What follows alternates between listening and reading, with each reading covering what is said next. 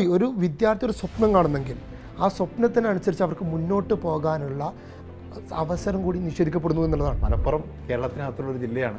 അവിടെ കുറേ കുട്ടികൾ ഇങ്ങനെ പഠിക്കാൻ തയ്യാറായി നല്ല മാർക്കോട് കൂടി കേരളത്തിൻ്റെ മൊത്തത്തിലുള്ള വിദ്യാഭ്യാസ നേട്ടത്തിന് മുതൽക്കൂട്ടാവുന്ന രീതിയിൽ വളർന്നു വരുന്നുണ്ടെന്നും ഏതെങ്കിലും ഒരു സീറ്റിൽ പഠിച്ച് പ്ലസ് 1 പൂർത്തിയാക്കുക എന്നുള്ളതല്ലോ, അല്ലെങ്കിൽ പ്ലസ് 1 പകരം ITIയിലും പോളിടെക്നിലും പോയി പഠിക്കുക എന്നുള്ളതല്ലല്ലോ അവൻ്റെ സ്വപ്നം. അതെന്തുകൊണ്ടാണ് UDF ഭരിക്കുമ്പോൾ അഡ്രസ് ചെയ്യപ്പെടാതെ പോയതെന്നുള്ള ചോദ്യമുണ്ട്. കാരണം വിദ്യാഭ്യാസ വകുപ്പ് കൈവശം വെക്കുന്ന ലീഗാണ്. 79,730 വിദ്യാർത്ഥികൾ എന്നുള്ളത് 82,434 വിദ്യാർത്ഥികൾ എന്ന തോതിലേക്ക് അപേക്ഷകരുടെ എണ്ണം വർദ്ധിച്ചു. മലബാറിലെ +1 സീറ്റ് പ്രതിസന്ധി ലീഗിന് എല്ലാ കാലത്തും ഒരു രാഷ്ട്രീയ മുദ്രാവാക്യമായിരുന്നു. ഇന്ന് വിദ്യാഭ്യാസ മന്ത്രി പറയുന്നതും ഇത് രാഷ്ട്രീയ പ്രേരിതമായ ആരോപണങ്ങൾ എന്നുള്ളതാണ്. എന്താണ് മലബാറിലെ +1 സീറ്റ് പ്രതിസന്ധിയുടെ വസ്തുത എന്ന് നമുക്കൊന്ന് വിശദമായി പരിശോധിക്കാം. അഷ്കർ മലപ്പുറത്തു നിന്നാണ്. സ്വാഭാവികമായിട്ടും വിദ്യാഭ്യാസ മന്ത്രി പറയുന്നതും ഇത് ലീഗ് രാഷ്ട്രീയമായിട്ട് ഉയർത്തിക്കൊണ്ടുവരുന്നു, ഒരു രാഷ്ട്രീയ ആരോപണം എന്ന മട്ടിലാണ് ഉയർത്തിക്കൊണ്ടുവരുന്നത്. ഇതിൽ കൃത്യമായ കണക്ക് പറഞ്ഞാൽ നമുക്ക് മലപ്പുറത്ത് നിന്ന് തുടങ്ങാം. +1 എങ്ങനെയാണ് ഈ സീറ്റ് പ്രതിസന്ധി മലപ്പുറത്ത് രൂക്ഷമാകുന്നത്? സംസ്ഥാനത്ത് തന്നെ ഏറ്റവും കൂടുതൽ കുട്ടികൾ പരീക്ഷ എഴുതുന്നതും +1 ഉപരിപഠനത്തിന് യോഗ്യത നേടുന്നതും മലപ്പുറം ജില്ലയിലാണ്. കാരണം സ്വാഭാവികമായും സംസ്ഥാനത്ത് ഏറ്റവും കൂടുതൽ ജനസാന്ദ്രതയേറിയ ജില്ലയാണ് മലപ്പുറം. ഈ പ്രാവശ്യം A+ മലപ്പുറത്താണ്. അത് ഇത്തവണ മാത്രമല്ല, കഴിഞ്ഞ തവണ കഴിഞ്ഞ കുറേ വർഷങ്ങളായി സംസ്ഥാനത്ത് ഏറ്റവും കൂടുതൽ എല്ലാ വിഷയങ്ങളിലും A+ നേടുന്ന വിദ്യാർത്ഥികളുള്ളത് മലപ്പുറം ജില്ലയിലാണ്. അപേക്ഷകരുടെ എണ്ണത്തിൽ, പരീക്ഷയ്ക്ക് ഇരിക്കുന്ന വിദ്യാർത്ഥികളുടെ എണ്ണത്തിലൊക്കെ ഏറ്റവും കൂടുതൽ വർധനവുള്ളത് മലപ്പുറത്താണ്. അതിനാനുപാതികമായിട്ടുള്ള വിദ്യാഭ്യാസ രംഗത്ത് ഒരു വികസനം മലപ്പുറം ജില്ലയിൽ ഉണ്ടായിട്ടില്ല. കഴിഞ്ഞ തവണ ഞാൻ ബേസിക് ആയ ചോദ്യം, കഴിഞ്ഞ തവണയും അതിന് മുന്നത്തെ തവണയും ഈ ആരോപണം ഉയർന്നത് അവസാന ഘട്ടത്തിലേക്ക് ഇത് എങ്ങനെയാണ് സോർട്ട് ഔട്ട് ചെയ്തത്? അവസാന ഘട്ടം, അതായത് ലാസ്റ്റ് അലോട്ട്മെൻറ്റ് കഴിയുമ്പോഴും അവിടെ സീറ്റ് കിട്ടാത്തവരുണ്ടായിരുന്നു. അവസാന ഘട്ടം, ആദ്യ 3 ഘട്ട അലോട്ട്മെൻറ്റുകൾക്ക് ശേഷം 1ാം ഘട്ട സപ്ലിമെൻ്ററി അലോട്ട്മെൻറ്റും 2ാം ഘട്ട സപ്ലിമെൻ്ററി അലോട്ട്മെൻറ്റും കഴിഞ്ഞതിന് ശേഷവും പിന്നീട് സർക്കാർ അധികമായി ബാച്ചുകൾ അനുവദിച്ചു ആ ഒരു ഘട്ടത്തിൽ. എന്നിട്ട് പോലും പിന്നെയും വിദ്യാർത്ഥികൾ പുറത്തു നിൽക്കുന്ന സാഹചര്യം ഉണ്ടായിരുന്നു. അത് മാത്രമല്ല, ഇത് വിദ്യാർത്ഥികൾ തുടർ പഠനം അവസരം നിഷേധിക്കപ്പെടുന്നു എന്നതിനപ്പുറത്തേക്ക് അവരുടെ ഒരു ഭാവി ലക്ഷ്യം വെച്ചുകൊണ്ടുള്ള അവർ ആഗ്രഹിക്കുന്ന വിഷയം, അതായത് ഉന്നതമായ മാർക്ക് നേടിയിട്ട് പോലും ഇഷ്ടപ്പെട്ട വിഷയം തിരഞ്ഞെടുക്കാൻ കഴിയുന്നുണ്ടോ എന്നുള്ള ചോദ്യം ബാക്കി നിൽക്കുകയാണ്.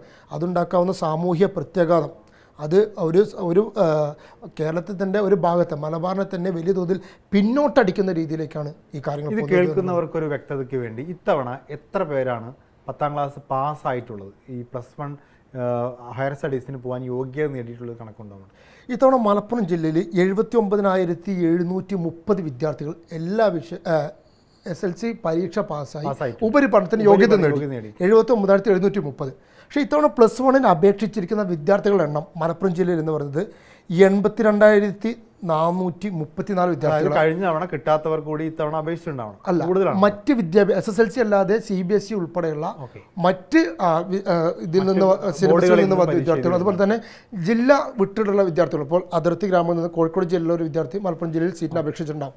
അതുകൂടി വന്നപ്പോൾ എന്തായി? 79,730 വിദ്യാർത്ഥികൾ എന്നുള്ളത് 82,434 വിദ്യാർത്ഥികൾ എന്ന തോതിലേക്ക് അപേക്ഷകരുടെ എണ്ണം വർദ്ധിച്ചു. അപ്പോൾ ഇപ്പോൾ എത്ര അവൈലബിൾ സീറ്റുകളുണ്ട് അവിടെ? അവൈലബിൾ സീറ്റുകൾ കണക്ക് വരികയാണെങ്കിൽ ഇതിൽ ഏറ്റവും പ്രധാനപ്പെട്ട കാര്യം, നമ്മൾ മലപ്പുറം ജില്ലയിൽ സീറ്റുകൾ ഉണ്ടുമ്പോൾ സർക്കാർ എയ്ഡഡ് സീറ്റുകൾക്ക് പുറമെ അൺഎയ്ഡഡ് സീറ്റുകളും പോളിടെക്നിക്കും വ്യക്തമായി പറയാം. സർക്കാർ മേഖലയിൽ സർക്കാർ എയ്ഡഡ് മേഖലയിൽ നേരത്തെ ഉണ്ടായിരുന്ന 41,000 ചില്ലാൻ സീറ്റുകളായിരുന്നു. പക്ഷേ ഇത്തവണ അതിൽ സർക്കാർ 30% സർക്കാർ സ്കൂളുകളിലും 20% എയ്ഡഡ് സ്കൂളുകളിലും സീറ്റ് വർദ്ധിപ്പിച്ചിട്ടുണ്ട്.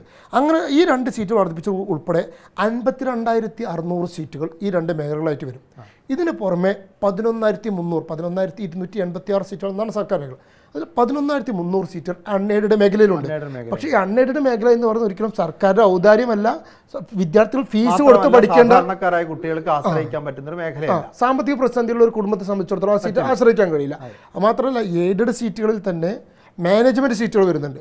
ഈ മാനേജ്മെൻറ്റ് സീറ്റുകൾ ഇപ്പോഴത്തെ സാഹചര്യം നമ്മൾ റിപ്പോർട്ടർ തന്നെ പുറത്തു കൊണ്ടുവരുന്നത് 30,000 രൂപ മുതൽ 500,000 രൂപ വരെ സീറ്റിന് വിൽപ്പന നടത്തിയിട്ട് പോലും ആ സീറ്റുകളൊക്കെ ഫുള്ളാണ് എന്നുള്ളതാണ്. അത്രയും വലുത്, അതും സാമ്പത്തികമായി പിന്നോക്കം നിൽക്കുന്നവന്. കൂടാതെ ഇപ്പോൾ സാധാരണ ITI, VHSC പോലുള്ള കോഴ്സുകളുണ്ട്. അങ്ങനെയുള്ള സാധ്യതയുണ്ടോ മലപ്പുറം? ITI, VHSC, പോളിടെക്നിക്, ഈ 3 കോഴ്സുകളിലുമായി മലപ്പുറം ജില്ലയിലുള്ളത് 4,800 സീറ്റുകളാണ്. 80,000 വിദ്യാർത്ഥികൾ ഈ ഉപരിപഠനത്തിന് യോഗ്യത നേടുന്ന മലപ്പുറം ജില്ലയിൽ 4,800 സീറ്റുകൾ. ഇതിൽ വേറെ വിവേചനം കൂടി ഈ ഘട്ടത്തിൽ തന്നെ പറയാം. ഇതിൻ്റെ പകുതി വിദ്യാർത്ഥികൾ മാത്രം SSLC പരീക്ഷ എഴുതി ഉപരിപഠനത്തിന് യോഗ്യത നേടിയ തിരുവനന്തപുരത്തും കൊല്ലത്തുമെല്ലാം ഈ മലപ്പുറം ജില്ലയിലുള്ളതിൻ്റെ ഇരട്ടി സീറ്റുകളുണ്ട് ഈ VHSC ITI പോളിടെക്നിക് മേഖലയിൽ. ഇതേ വ്യതിയാനം തന്നെയാണ് സർക്കാർ എയ്ഡ് മേഖല അടക്കമുള്ള +1 സീറ്റുകളുടെ വിഷയത്തിലും വരുന്നത്. ജനസംഖ്യാനുപാതികമായിട്ടുള്ള ഒരു വിദ്യാഭ്യാസ സൗകര്യങ്ങൾ ഒരുക്കുന്നില്ല എന്നുള്ളതാണ് എൻ്റെ പ്രധാനപ്പെട്ട പ്രശ്നം. അടിസ്ഥാന കാരണം അത് തന്നെയാണ്. കാരണം സർക്കാർ മാർജിനൽ ഇൻക്രിമെൻറ്റ് നൽകുമ്പോൾ അല്ലെങ്കിൽ സീറ്റ് വർധന നൽകുമ്പോൾ സംസ്ഥാനത്തുടനീളം പല പല ഘട്ടത്തിലും ഒരേ അളവിൽ നടക്കും. അത് ഒരു നമ്മുടെ സാമൂഹ്യ നീതി എന്ന് പറയുന്നത് എന്താ, ആ ഭാഗത്തെ അടിസ്ഥാന പ്രശ്നങ്ങളെ അഭിമുഖീകരിച്ചുകൊണ്ട് അവിടുത്തെ ജനസംഖ്യാനുപാതികമായി അല്ലെങ്കിൽ അവിടുത്തെ വിദ്യാർത്ഥികളുടെ എണ്ണത്തിന് ആനുപാതികമായിട്ടാണ് എന്ത് ചെയ്യേണ്ടത് സീറ്റ് വർധന നടപ്പിലാക്കുന്നത്. പലപ്പോഴും കഴിഞ്ഞ കാലങ്ങളിൽ നടന്നിരുന്നത് അതല്ല. ഇപ്പോൾ ലീഗ് രാഷ്ട്രീയമായി വിഷയമായിട്ട് ഉന്നയിക്കുമ്പോൾ സ്വാഭാവികമായിട്ടും അവിടെ ഒരു മതപരമായ വിവേചനത്തിൻ്റെ ഘടകങ്ങൾ പല കോണുകളിൽ നിന്ന് ഉയർത്തി കാണിക്കാറുണ്ട്. ഇപ്പോൾ ഇസ്ലാമോഫോബിയാണ് CPM എന്ന രീതിയിലൊക്കെ MSFൻ്റെ നേതാക്കന്മാരൊക്കെ പറഞ്ഞു. അപ്പോൾ അങ്ങനെ ഒരു ഘടകം അതിനകത്തുണ്ടോ? ആ രീതിയിലേക്ക് രാഷ്ട്രീയ ചർച്ചകൾ പോകാറുണ്ടോ? ഇത്തവണ വിദ്യാഭ്യാസ മന്ത്രി ഇതിൽ ആദ്യം നടത്തിയ നമ്മുടെ വാർത്തകൾക്കൊക്കെ പ്രതികരണമായിട്ട് ആദ്യം നടത്തിയ പ്രതികരണം മലപ്പുറം വികാരം ഇളക്കി വിടാൻ ആരും ശ്രമിക്കേണ്ട എന്നുള്ളതാണ്. പക്ഷേ മലപ്പുറത്തെ ഈ സീറ്റ് പ്രതിസന്ധി തുടർച്ചയായി റിപ്പോർട്ട് ചെയ്യപ്പെടുമ്പോൾ സ്വാഭാവികമായിട്ട് സർക്കാരിന് അതൊരു അലോസരമാവുന്നുണ്ട് എന്നുള്ളത് വസ്തുതയാണ്. അതേ വിദ്യാഭ്യാസ മന്ത്രി തന്നെ കഴിഞ്ഞ ദിവസം വന്ന അവസാനം നമ്മളോട് സംബന്ധിച്ചത് മലപ്പുറം ജില്ലയിൽ ചില വ്യത്യാസങ്ങളുണ്ട്, പ്രശ്നങ്ങളുണ്ട്. അത് ഒരു പ്രശ്നമില്ല എന്ന് പറഞ്ഞ മന്ത്രി തന്നെ അവസാനം തിരുത്തേണ്ടി വന്നു എന്നുള്ളതാണ് ഒരു കാര്യം. രണ്ട്, മുസ്ലിം ലീഗിന് ഒരു പക്ഷേ രാഷ്ട്രീയ താല്പര്യങ്ങൾ ഉണ്ടായിരിക്കാം.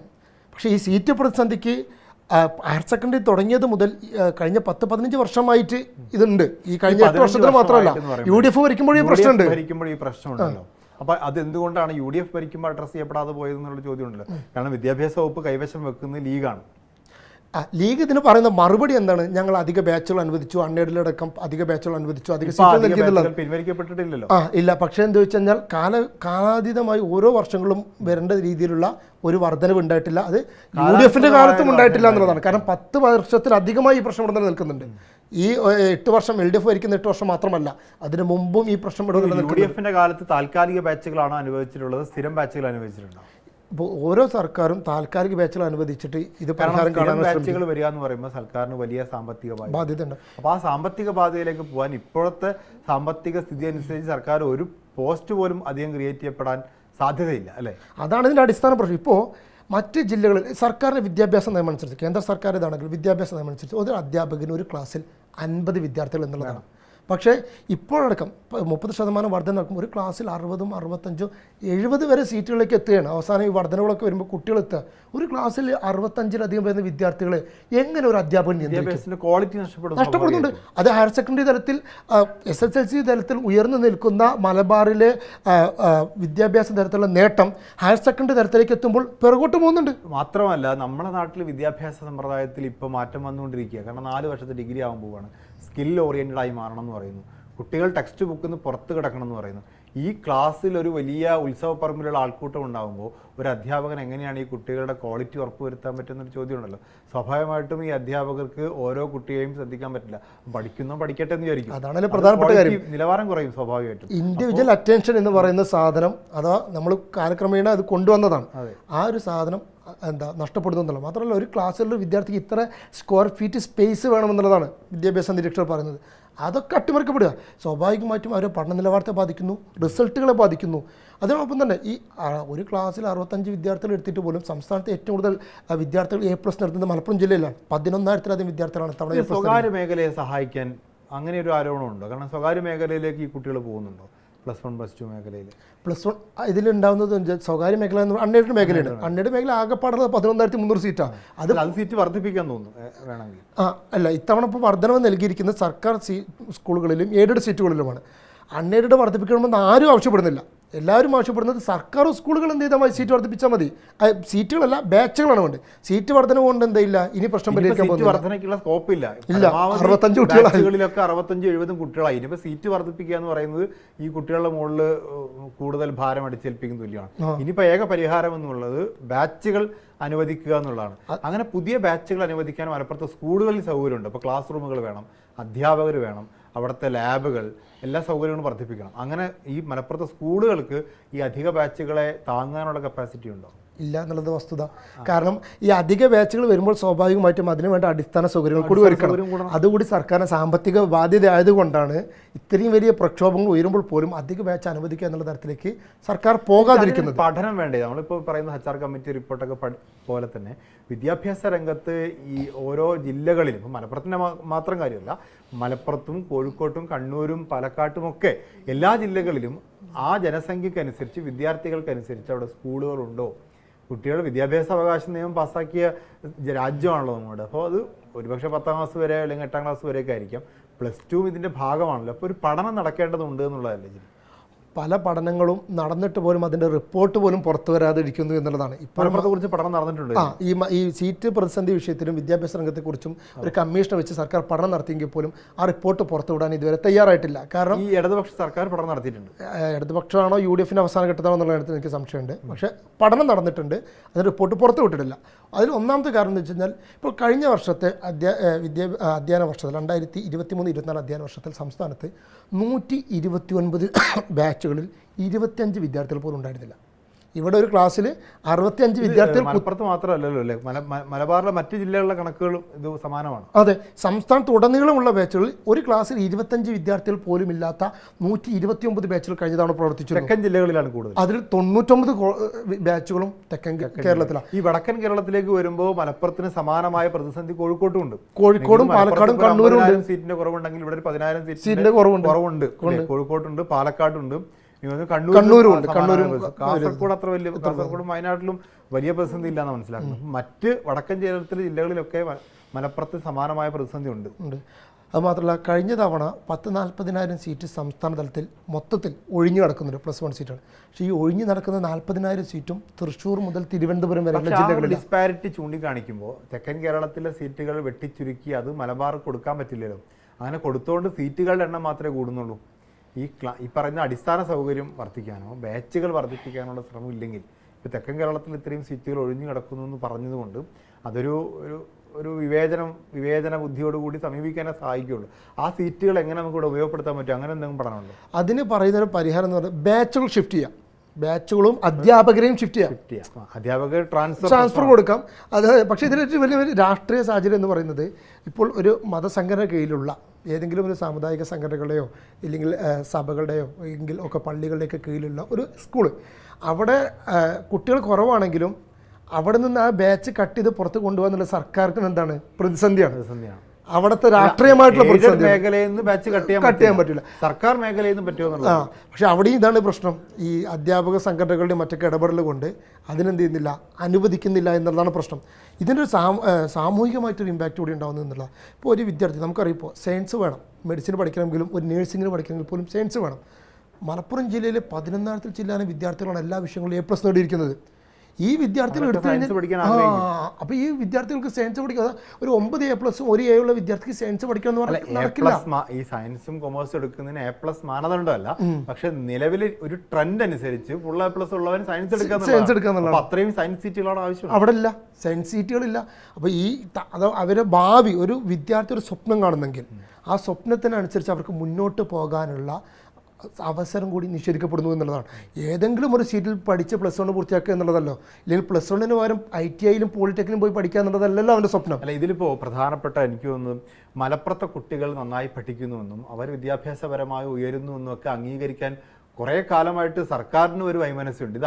ആദ്യം ഇത് അംഗീകരിക്കണമല്ലോ. മലപ്പുറത്ത് കുറേ കുട്ടികൾ ഇതാ പഠിച്ചു വരുന്നുണ്ട്, അവർക്ക് കുറേ സൗകര്യങ്ങൾ കൊടുക്കണം എന്നുള്ള കാര്യത്തിൽ സർക്കാരിനൊരു പ്രശ്നമുണ്ട്. ഇപ്പം നേരത്തെ VS അച്യുതാനന്ദൻ്റെ ഒക്കെ വളരെ വിവാദമായ പ്രസ്താവനകളുണ്ട്, കോപ്പിയടിച്ചുള്ള പ്രസ്താവനകളുണ്ട്. കാരണം അത് അംഗീകരിക്കാനുള്ളൊരു മാനസിക പ്രശ്നമുണ്ട്. ഇവിടെ കുറേ കുട്ടികൾ ഡോക്ടർ എഞ്ചിനീയർ ആവാൻ തയ്യാറായി നിൽക്കുന്നു, അവർക്ക് കുറേ സൗകര്യങ്ങൾ കൊടുക്കണമെന്ന് സർക്കാർ തലത്തിൽ അംഗീകരിക്കാൻ ആദ്യം ഒരു മനസ്സുണ്ടാവണം. അതിനുശേഷമാണല്ലോ ഇവർക്ക് ഇന്ന് അങ്ങനെയാണെങ്കിൽ കുറേ സൗകര്യങ്ങൾ കൂടി കൊടുക്കണം എന്ന് പറയാം.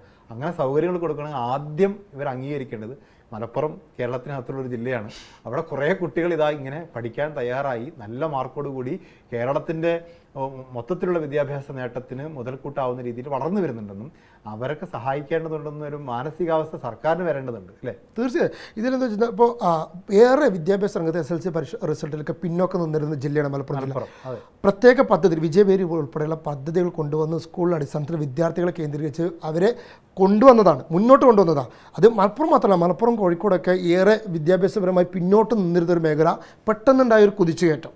ഇത് അതിനനുസരിച്ചുള്ള ജില്ലയുടെ മാത്രമല്ല പ്രശ്നമല്ല, സാമുദായികമായ സാമൂഹികമായ വളർച്ചയുടെ ഭാഗം കൂടിയാണ്. ഇപ്പം നേരത്തെ പണ്ട് കാലത്ത് മുസ്ലിം പെൺകുട്ടികൾ സ്കൂളുകളിൽ പോവാതിരുന്ന അല്ലെങ്കിൽ ഉന്നത പഠനത്തിന് പോവാതിരുന്ന ഒരു കാലഘട്ടത്തിൽ മാറി സാമുദായികമായി ഉണ്ടാവുന്ന ഒരു വളർച്ച കൂടിയാണ് സൂചിപ്പിക്കുന്നത്. അതിനെ സർക്കാർ അംഗീകരിക്കണമല്ലോ, അതിന് പിന്തുണ കൊടുക്കേണ്ട സർക്കാർ, പിന്തുണ കൊടുക്കേണ്ട സർക്കാരാണ്. കാരണം ഇത് മറ്റ് ജില്ലകളെ പോലെയല്ല. ഈ ജില്ലയുടെ നേരത്തെ വിദ്യാഭ്യാസ മന്ത്രി പറഞ്ഞ മലപ്പുറം എന്ന വികാരം, അത് അങ്ങനെ തന്നെ എടുത്ത് പറഞ്ഞാൽ പോലും ആ വികാരത്തെ ഉൾക്കൊള്ളുകയാണ് വേണ്ടത്.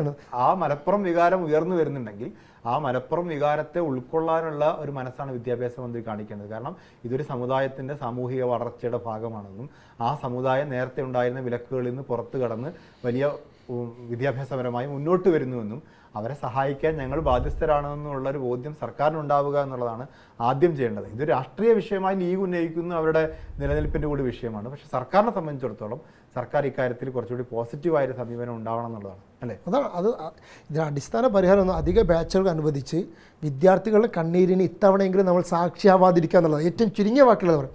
ഒരു വിദ്യാർത്ഥിയുടെ കണ്ണീരും കഴിഞ്ഞ തവണയൊക്കെ നമ്മുടെ ക്യാമറയും മൈക്കിനും മുമ്പിൽ വന്നിട്ട് കരയായിരുന്നു. അത് രാത്രി മുഴുവൻ ഉറക്കം ഒഴിച്ച് ഞാൻ പഠിച്ചു. ഇപ്പോൾ വിദ്യാഭ്യാസ മന്ത്രിയൊക്കെ പറയുന്നത് നമ്മുടെ വിദ്യാഭ്യാസ സ്ഥാപനങ്ങളൊക്കെ ഹൈടെക്കായി, ന്യൂയോർക്കോ ന്യൂസിലാൻഡിനൊക്കെ സമാനമായി എന്ന് പറയുന്നു. 5 സ്റ്റാർ ഹോട്ടൽ കണ്ടാലും സ്കൂൾ കണ്ടാലും തിരിച്ചറിയില്ല എന്ന് പറയുന്നു. അപ്പോൾ അത്രയൊക്കെ അഭിമാനകരമായ നേട്ടമുണ്ടാക്കിയ വിദ്യാഭ്യാസ വകുപ്പും വിദ്യാഭ്യാസ മന്ത്രി, അതൊക്കെ സത്യമാണ്. അല്ല, ഈ കുട്ടികൾ ജയിച്ചു വരുന്നതും ഈ വിദ്യാഭ്യാസ വകുപ്പിന്റെ ഗുണമേന്മ തന്നെയാണല്ലോ, വകുപ്പിന്റെ മെറിറ്റ് ആയിട്ട് തന്നെയാണ് നമ്മൾ അതിനെ കാണേണ്ടത്. മാത്രമല്ല നമ്മുടെ വിദ്യാഭ്യാസ സ്ഥാപനങ്ങൾക്ക് ഒരുപാട് മാറ്റം ഉണ്ടായിട്ട് പഴയ ചോർന്നൊലിക്കുന്ന കെട്ടിടങ്ങളോ ഇരിക്കാൻ കൊള്ളാത്ത ബെഞ്ചുകളോ ഒന്നുമല്ല, വലിയ മാറ്റങ്ങൾ ഉണ്ടായിട്ടുണ്ട്. അത് ഈ സർക്കാരിൻ്റെ നേട്ടം തന്നെയാണ്. ആ നേട്ടങ്ങൾ അംഗീകരിക്കുന്നതോടൊപ്പം ഈ തരത്തിൽ ഉള്ള പ്രശ്നങ്ങൾ കൂടി പരിഹരിച്ചാൽ അത് നമ്മുടെ വിദ്യാഭ്യാസ വകുപ്പിനൊരു പൊന്തുപോലെ അതാ ഈ സർക്കാർ ഒരുക്കിയ സൗകര്യങ്ങൾ കൊണ്ട് അതിന്റെ ഗുണം ലഭിച്ചത് കൊണ്ട് ആ ഗുണം കൊണ്ടുണ്ടായ ഒരു നേട്ടത്തെ അത് സർക്കാരിന്റെ നേട്ടമാണ് യഥാർത്ഥത്തിൽ. വിദ്യാർത്ഥികൾ ഇത്തരത്തിൽ വലിയ തോതിൽ വിദ്യാഭ്യാസ രംഗത്ത് വിജയിച്ചു വരുന്നെങ്കിൽ അത് സർക്കാർ കൂടി നേട്ടമാണ്. ആ നേട്ടത്തെ ഒരു പൊന്തുപോലാക്കി മാറ്റാൻ അവർക്ക് സാധിക്കും. തീർച്ചയായും നമുക്ക് അവസാനിപ്പിക്കാൻ തോന്നുന്നു. അവസാനം ഈ ചർച്ചയിലൂടെയും മലപ്പുറത്ത് ഉയർന്ന രാഷ്ട്രീയ സമരങ്ങളിലൂടെയൊക്കെ പറഞ്ഞു വെക്കുന്നത് മലപ്പുറത്തെ കുട്ടികൾ പഠിക്കുന്നുണ്ട്, അത് സർക്കാരിൻ്റെ കൂടി നേട്ടമാണ്. സർക്കാർ മുന്നോട്ട് വെക്കുന്ന സാമൂഹിക സമവാക്യങ്ങളുടെ ഭാഗമായിട്ട് തന്നെയാണ് അവരൊക്കെ പഠിച്ച് മുന്നോട്ട് വരുന്നത്. അതിനെ അംഗീകരിച്ചുകൊണ്ട് അവർക്ക് ആവശ്യമായ സൗകര്യങ്ങൾ ഒരുക്കി കൊടുക്കാൻ ഈ രാഷ്ട്രീയ സമ്മർദ്ദങ്ങളൊന്നും ഇല്ലാണ്ട് തന്നെ സർക്കാരിന് സാധിക്കേണ്ടതാണ്. ആ തരത്തിലേക്കുള്ള നീക്കങ്ങളും നയങ്ങളും രൂപപ്പെടുത്തുക എന്നുള്ളതാണ് സർക്കാരിൻ്റെ ഭാഗത്തുനിന്ന് കുട്ടികളെ പിന്തുണയ്ക്കാനുണ്ടാവേണ്ടത്.